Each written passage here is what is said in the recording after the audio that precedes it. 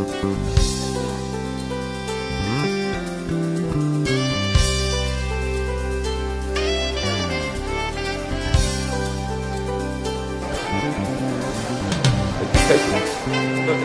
how clear that is from that dirty water.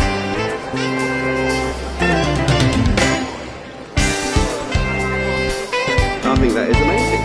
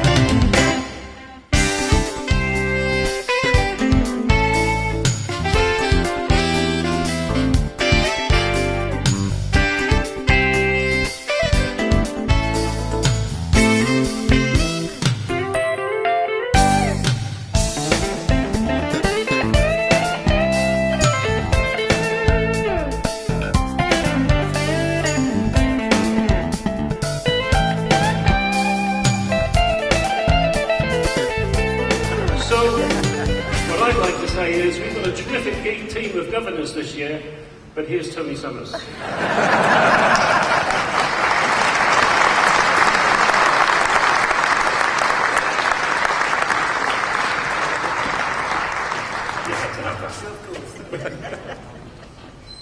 It got to him, didn't it? He had to get his own back. It's very simple. Rotarians and all our honour guests, people who come from far and wide, and from countries far and wide, as far as Wales and Ireland and Scotland and Sri Lanka. We mustn't forget Sri Lanka. When I wrote my comments for the brochure you have, the wind was blowing something chronic. It was pouring with rain, and I think it was probably like that for all the rest of you. And we were hoping, therefore, for good weather when we came down here. Now we're actually in this building, and it's so lovely outside. Well, we have locked the doors. But strangely enough, you expect me, because this is my district, to know all about Bournemouth and the surrounding environs. And the simple answer is, no, I don't know it very much at all, because I live 60 miles away, and so does my wife, most of the time. But I know a man who knows all about Bournemouth and can entreat us to enjoy the environment after we've finished here, because many of you will stay on for a few days for a holiday. So have a wonderful conference. I may introduce the worshipful, the Mayor of Bournemouth, Councillor John Adams.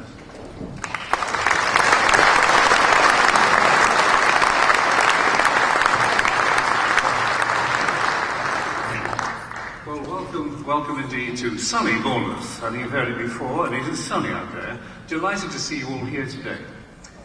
By chance, I was having dinner last night with the Rotary Club of Southbourne, and I've had many times having meals with Rotarians. Not just at Rotary meetings, but in fact, of course, Rotarians are so essential in every community. I've seen how they've helped because really every community needs volunteers. And look at the fantastic success rate you've all had. The polio success story in the world. The wonderful things you do, we've had recently a large walk here to raise money. And in fact, I've heard when I have gone to clubs, I went to the 7 o'clock start breakfast club you had here, which I thought was rather something to start a morning like that. But what a dynamic club they were. Getting going and talking about the things ahead to raise money for charity and be part of the community. Every community so welcomes Rotarians. And we in Bournemouth welcome you with open arms. Delighted you've been here before. But in fact, you do know Bournemouth. We have got, I know delegates are well aware of it, many shops waiting for you. Credit cards are always welcome. Also, we have lovely weather for you, because in fact today is a sunny day, and we have had a few storms. We've had recently a hurricane coming through here, but it's gone now. And ready for yourselves to be here to make all the hot air and all the wind you wish. But welcome indeed, and I hope you have a wonderful weekend. In fact, I'm so looking forward to this evening joining you again at the concert in this building. Thank you very much. Welcome, welcome. Recalcitrant governors, when you're dealing with districts who need to get fired, well, it's a job. But yesterday in England, I enjoyed myself, maybe for the first time, visiting that beautiful Rolls-Royce factory. That was an example of British craft.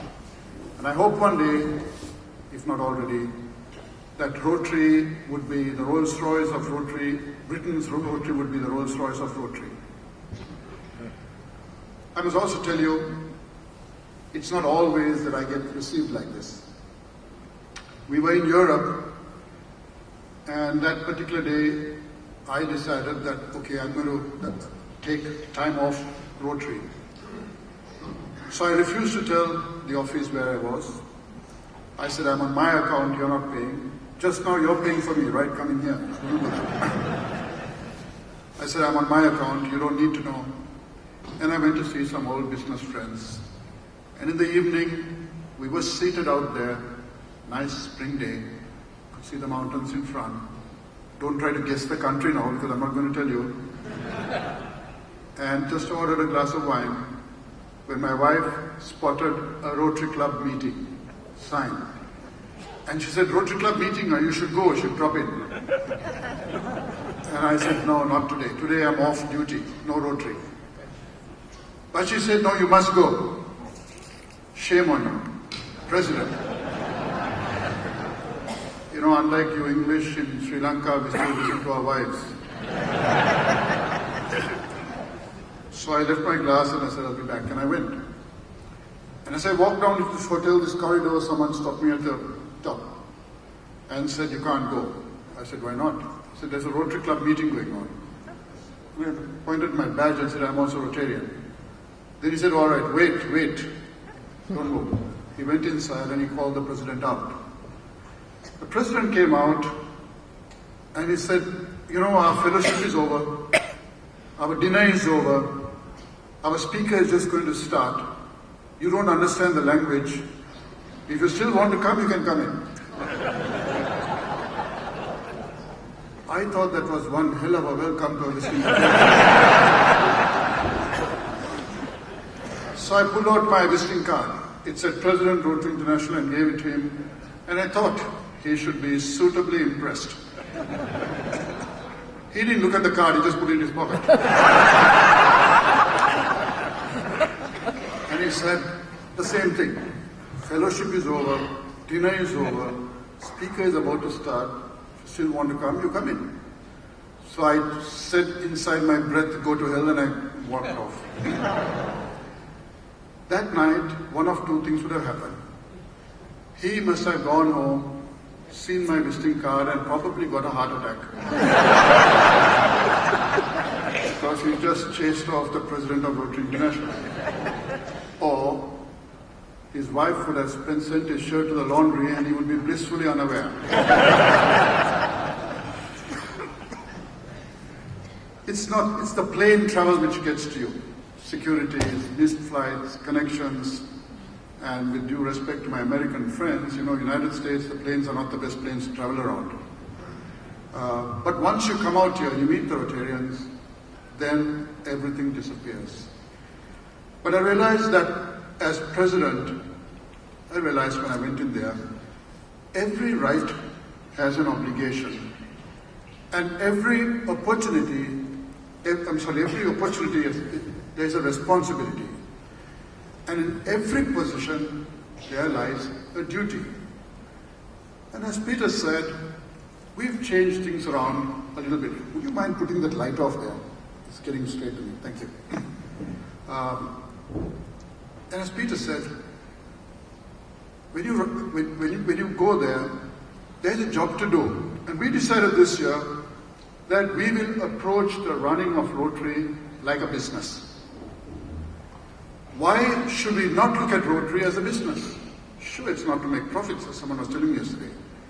But as far as we are concerned, we've been entrusted with a job and we need to deliver to our stakeholders. After all, that's what you do in companies. Companies, we look at increasing shareholder value. Why should we not look at increasing shareholder value? Or why should we not look at increasing Rotarian or Rotary Club members' value? And that's what we've focused on. They put up the score on the screen, saying this is the way they collected the money. These were the stages in which the fund grew. And the collection, as it stood up to 7 p.m. that day, was $15,420,000. Now, I think if you want to clap, you should clap.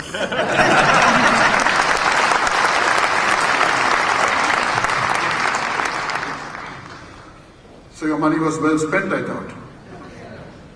And then when I finished speaking, someone walked up to me and said, Mr. President, I will match that $15 million with another $15 million. So the collection for that night was $31,400,000.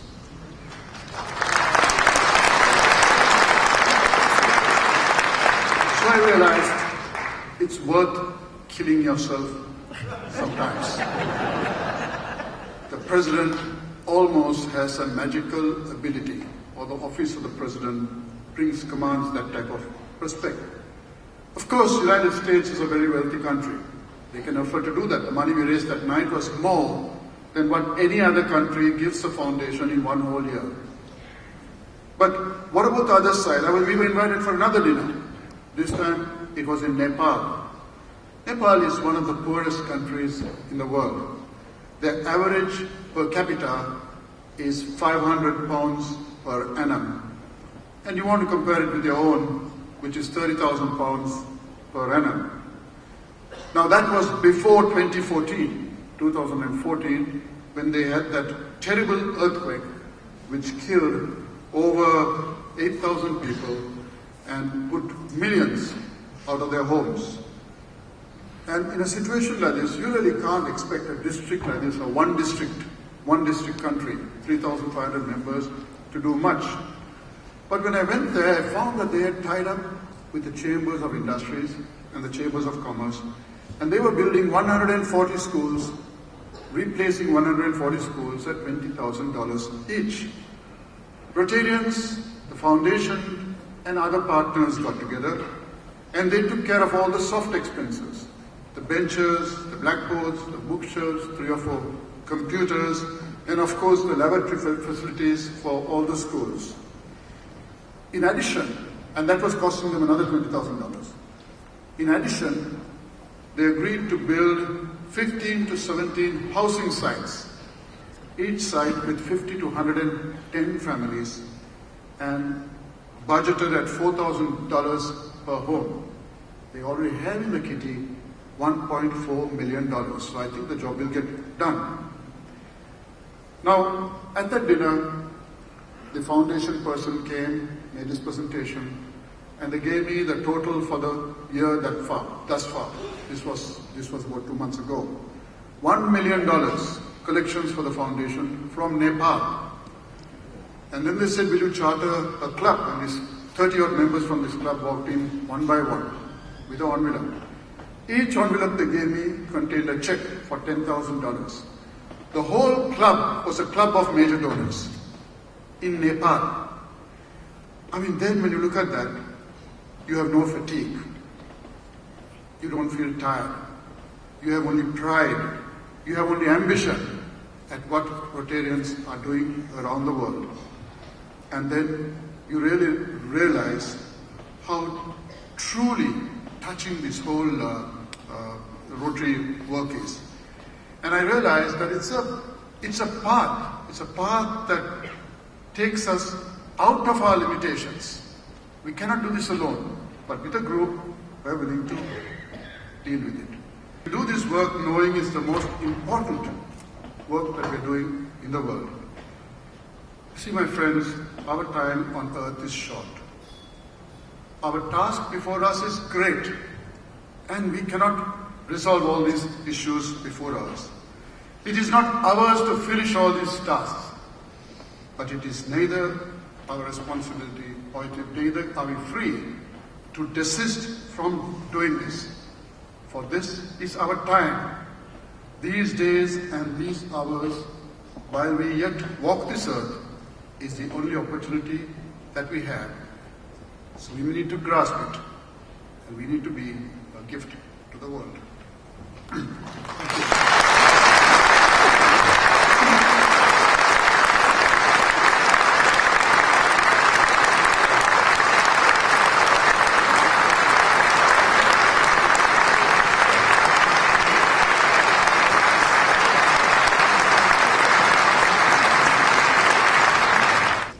My name is Phillip Woodman, and I'm a member of the Sidcup Club, and I'm here today representing one of our members, Eric Foster.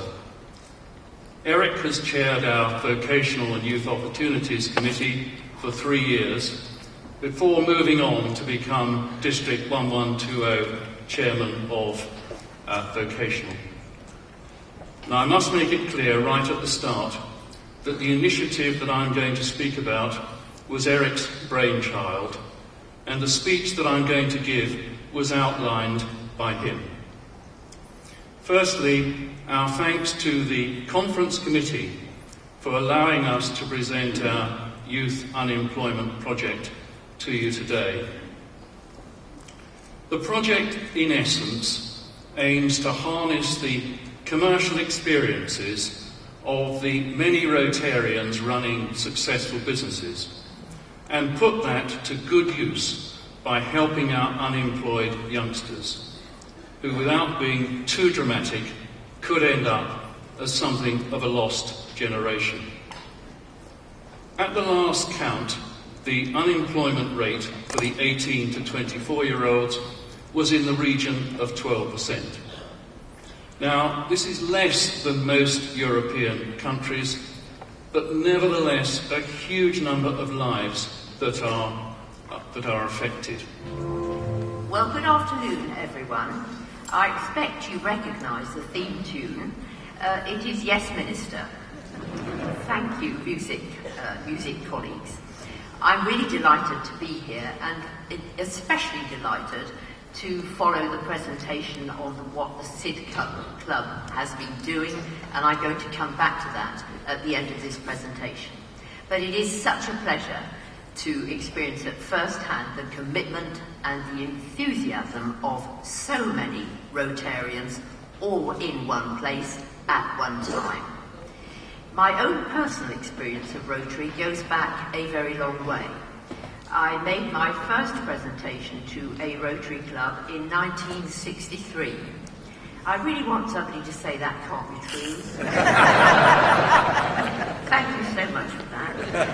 Actually, I told Keith Millman this when we were meeting before the session started, and he said, I think 1963 was a very good year for port. Well, thank you, Keith, as well. I made that presentation to the Rotary Club of North Walsham in Norfolk, and the subject was careers, opportunities for girls, and young women. And here I am, really roughly speaking, about the same thing, except that it's about young people in general. I've been involved in public life in one role or another, as I said, for about 50 years, but I've always been an enthusiastic supporter of the role of Rotary, because of what you do to support your own communities, because of the way that you inform yourselves about current affairs nationally and globally in your international work, and because of the incredible range of your projects and activities which have made and which continue to make so much difference to the lives of so many people. Good afternoon, everyone, and I hope you're sitting comfortably again. In 2005, as Rotary celebrated its 100th anniversary, the Rotary Club of Dudley initiated its Centenary Award to commemorate this. A fund of 10,000 was created for 1,000 to be awarded annually over 10 years to voluntary organisations. The organisation should be serving young people who may be disadvantaged or needy for their training and encouragement within the Dudley Borough. In 2013, Chatback received this award. Chatback works with young people between the ages of 11 and 18 from foster families. These young people and the birth children of the foster carers aim to give a voice to those who are in the looked after system.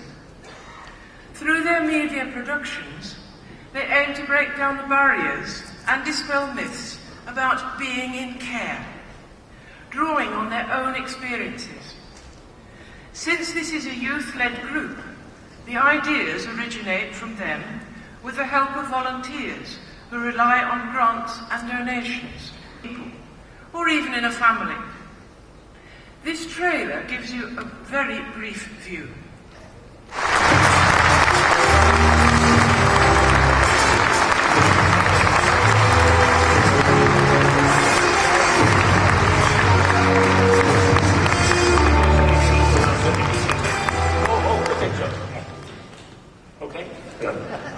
John, I understand that when Tony Blair was Prime Minister, he didn't want to be interviewed by you. Is that true? And if so, do you know why? Yes, that is true. I'll leave you to it. But thank you, Peter, for that interesting question. You'll never Tony Blair. Look, I will answer the question, all right? I will do that. I promise. I'm not like one of the politicians who appears on my programme. I will answer the question. But before I do that, because Peter mentioned Mastermind, and he mentioned how easy it is to answer all the questions on it, at least I think that's what he was claiming. I, if I may, am going to put you to the Mastermind test. All right? He said he wasn't going to let me ask any questions, but even if he's president, I'm going to ignore him, and I'm going to do that, all right? So I am going to ask you a couple of Mastermind questions. Is that all right? We haven't got any choice, I'm going to. And what you have to do, because you can't be embarrassed on account of there's so many of them, you can just shout out the answer or something like that. The only people who are not allowed to answer the question are those from the Heart of Midland, because I did their Cardiff conference a few months ago, and I tried it with them as well, and they were all right, you know, they got a, they were okay, but only just, but they're from the Midlands, so you know now. Anyway, that's not funny. So, are you ready for this? I'm just to sort of warm you up a little, just to test you to see whether you're kind of all fired, yeah? Ready? All right. The thing is, we have this celebrity mastermind over Christmas and the New Year, right? And I think it's fair to say that the people who get invited onto the celebrity mastermind show are there much more for their celebrity than their master mind, without wishing to be too unkind. So you do get some fairly sort of weird answers. and we do make the questions a little bit easier. So what I'm going to do, the first question, and all of these are completely genuine. We had a bloke on, I think it was the last run that you may have seen, in which case you know the answer. But anyway, he was a soap opera star, I think. And the first question I asked him is as follows, and you're going to shout out the answer, okay? Are you ready for it? What breakfast cereal do you associate with prisons? Yes, actually, since poor old Ronnie, yeah, well, anyway, there are. Yeah, absolutely, porridge. You know what he said? Cheerios.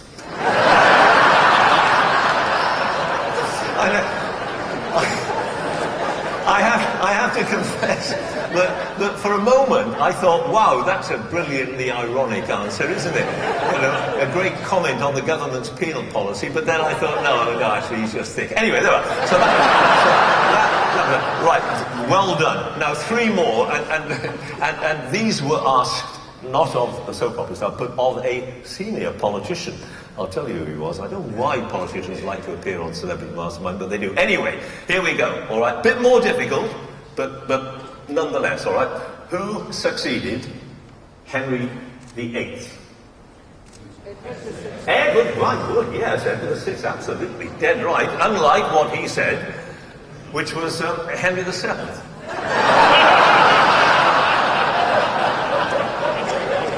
What was it? No, this one's a bit. What was the name of the prison that they stormed in Paris in 1789? The chap who offered all of those answers, and I say absolutely, there were many more like it, by the way. His name was David Lammy. You'll remember him. He was a former minister, and at the time, his job was Her Majesty's Minister of State for Higher Education. So, you did very well. You did very well. I will hear them and then I'll repeat them, okay? So, the question from Peter was, is it true that Tony Blair refused to be interviewed by me when he was president, when he was Prime Minister?